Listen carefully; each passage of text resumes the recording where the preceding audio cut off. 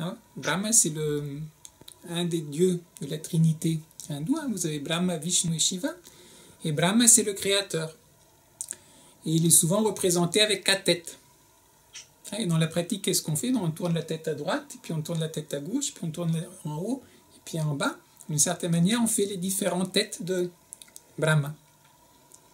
Et l'histoire de Brahma, hein, pourquoi il a 4 têtes? C'est que quand il a créé l'univers, à un certain moment, il a créé Shatarupa, une jolie déesse aux 100 formes. Hein, 100 dans le sens de centaines, hein, avec une centaine de formes. Et puis il l'a trouvée tellement belle, il était tellement subjugué, qu'il ne pouvait pas la quitter des yeux. Donc dès qu'elle allait quelque part, il suivait du regard, et donc il y avait des têtes qui apparaissaient partout, hein, puisque chaque direction dans laquelle elle allait, les 4 directions, il la suivait du regard. Et la pauvre déesse était un peu gênée, hein, de ce dieu qui n'arrêtait pas de la regarder.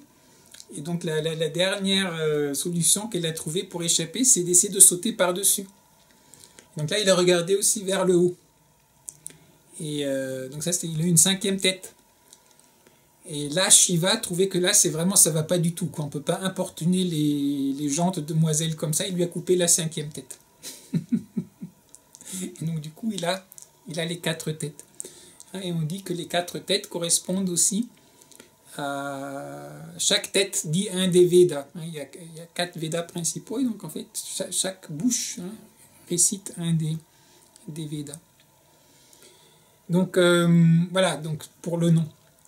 Et une autre histoire, avant de vous raconter, de parler de la pratique, il y a une autre histoire qui est liée aussi à Brahma et qui est importante aussi par rapport en fait à notre pratique de Brahma Mudra. C'est une histoire où Vishnu et Brahma se promènent dans le grand espace cosmique et tout d'un coup ils tombent sur le lingam. Hein, le lingam, c'est une des formes de Shiva. En fait, quand vous allez dans les temples hindous, dans un temple de Shiva, au sein des saints, vous n'avez pas une représentation de Shiva en termes d'être humain.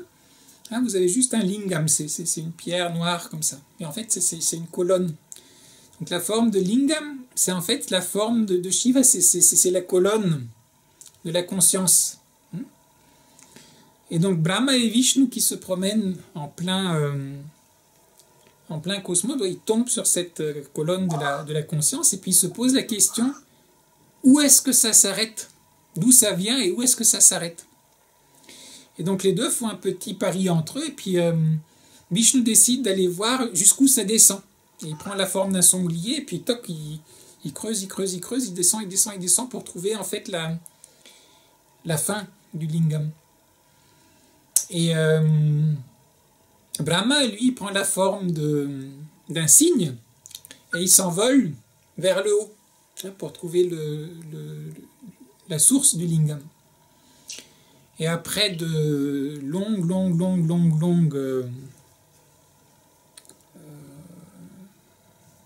pérénigrations, Vishnu ne l'a toujours pas trouvé. Donc en fait, il reconnaît qu'en fait c'est infini. On ne peut pas trouver la fin. Et donc il remonte. Et pendant ce temps, Brahma, lui, n'est pas arrivé à l'origine, mais il y a une fleur qui tombe. Hein, parce qu'en fait, pour faire le culte aussi de lingam, hein, on met des fleurs parfois. Donc il y a quelqu'un, il y a le culte qui est rendu à lingam, mais donc il y a une des fleurs qui est en train de tomber. Et donc Brahma prend la fleur et il revient aussi. Et quand il rencontre Vishnu, il lui dit si, moi je rapporte cette fleur du haut, du sommet du lingam. Et là-dessus, il y a Shiva qui se manifeste, puis qui n'est pas content parce que quelque part Brahma est en train de mentir. Donc certaines histoires racontent que c'est à cause de ça aussi que Shiva lui a coupé la 5e tête en fait. Parce qu'il mentait. Et parfois on dit que c'est une des raisons pour lesquelles de nos jours, en fait, Brahma n'a pas beaucoup de temples en Inde, parce qu'il a menti. Ça c'est juste un peu le contexte culturel.